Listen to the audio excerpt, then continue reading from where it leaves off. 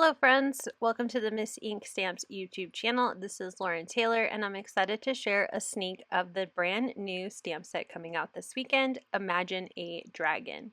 I absolutely love this fandom set and I'm so excited. Of course, there's a coordinating die for the stamp set. I have stamped, colored, and I will die cut these adorable images. I just picked one of the dragons for today's video to give you just a little sneak at what this stamp set has to offer. And we're going to create our own little scene. I'm going to use the Alice background stencils, which has this diamond shaped pattern, and I thought it'd be fun to create inspired by the hexagonal shape that this little dragon's theme park is from.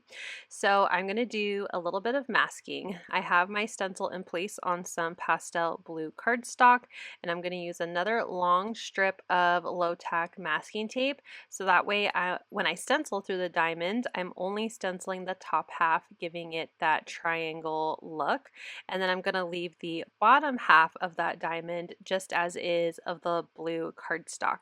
So I did my first layer and I'm going to repeat it for the second layer, and I will grab a second piece of long low tack low tack tape to mask off what I don't want to get any ink on, and add a second row of triangles through the diamonds. So I will peel off this layer and I'm just going to repeat that right again for the next layer of triangles.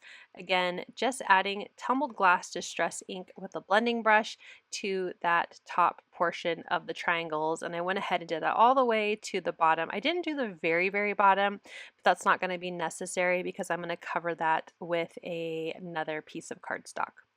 So now I'm going to shift the stencil to cover the triangles that I've already stenciled, and I'm going to repeat that same process. So I'm going to block the bottom portion of the triangles, or the diamonds I should say, to be able to add that tumbled glass distress ink to the top portion of the diamonds. And I went ahead and did that all the way down to the bottom of the stencil. There is a little bit missing on the right of my little triangles here, so I'm just going to add in quickly. I'm not going to show it because it does take me a little time to add in just a little bit of ink to meet the edge of the cardstock. So there I have my background, and again, this is an A2 piece of cardstock. I went ahead and tossed my masking paper away and set my stencil aside, but I decided that I would distress a little bit more. I'm going to add that tumbled glass again to the edge of the sides and top of this background. Just wanted to blend in and create a vignette look around the background of my card that I'm making. Once I'm happy with how much ink I have, I'm going to get out my splatter box and I'm going to splatter some of the pewter Tim Holtz Distress Mica spray from Ranger Ink. I wanted to bring in some of that silver. Again, this design is inspired by a pattern that's very popular in the theme park for this cute little dragon. So I wanted to bring in some of that silver, and I thought I would do that with splatter. I set that aside to dry, and I'm going to work on my grounding piece. I wanted something that my little dragon is going to stand on, and the perspective floor stencil from Miss Ink Stamps is perfect to do this. I just grabbed some craft cardstock and I'm adding tea dye through the stencil, just a very light covering of ink to create this ground floor that you'll see here. It's very tone on tone and I really like it, just a nice subtle grounding. And this is obviously larger than I need, but I wanted it to be bigger and I could just trim it down. So I'm going to go ahead and trim off one edge of my background because that's just going to be the top of my grounding, and then I'll go ahead and trim off the long portion of the other side. And I'm going to use this as a guide to figure out how much of the ground I need. I'll do a little dry run just of my dragon and the rainbow and what I know I want the light bulb to be up towards the top, just to get a feel on how thick, I guess, or how tall my ground cardstock piece needs to be, and I settle on 3/4 of an inch. So I'll go ahead and trim that down. And oh, I guess I settled on 1 inch. I take that back. 1 inch. Now that I'm rewatching it here, it's 1 inch. And I'll go ahead and add some tape runner to the back side of this piece so I can attach it to my card front, making my little ground piece for my scene that I'm building.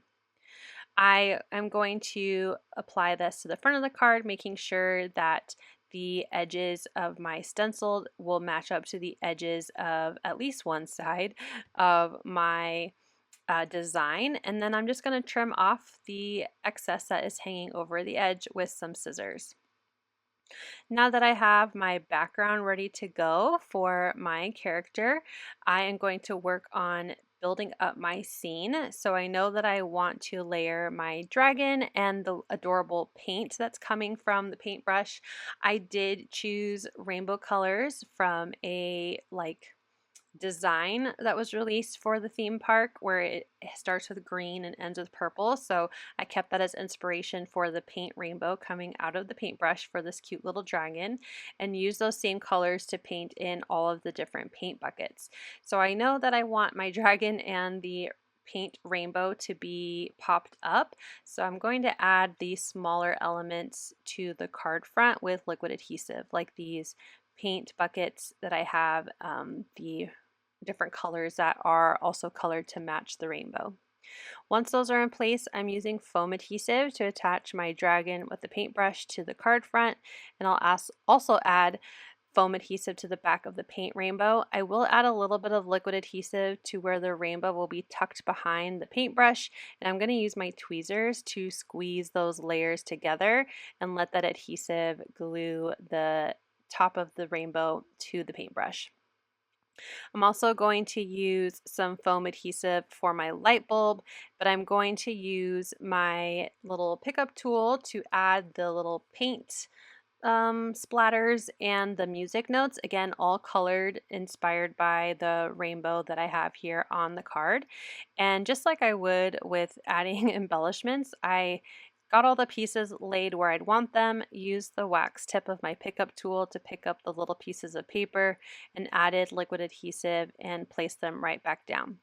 I added some foam adhesive to the back of my light bulb and attached that to the card front as well. Now that it's pretty much done, I want to make sure I have plenty of room for my sentiment, but I wanted to stamp it on some purple cardstock, and I'm going to create my own little banner for my sentiment on the top left of the card front. So again, I have some lavender purple cardstock, and I'm going to stamp the sentiment in Monarch VersaFine Clair ink. And I stamped "Set Your Imagination Free" right along the edge of that purple cardstock, and I'm going to use my paper trimmer to trim it down. I didn't get it perfectly centered, but I think it looks pretty good the way it is. And then I wanted to cut my sentiment at an angle, so I'm just going to turn my sentiment strip at a bit of an angle and then trim it down. I did leave quite a bit to the left of my sentiment so I can trim that once that's in place. So I wanted to pop it up as well, so I'll use more foam adhesive behind the banner. All of my foam adhesive that I use is a 1mm thick foam, so it's pretty thin. And I went ahead and attached it to the card front, making sure it looked straight. And then just like I did with my ground craft piece of cardstock, I trimmed off the edge of that purple banner. I have a A2 card base. I'll go ahead and get that scored and folded, and I'm going to use my tape runner to add some adhesive to the back of my card front and attach that to the center of my card base. I like the little bit of white border just to give my little scene a nice white frame that matches the die cuts around the images.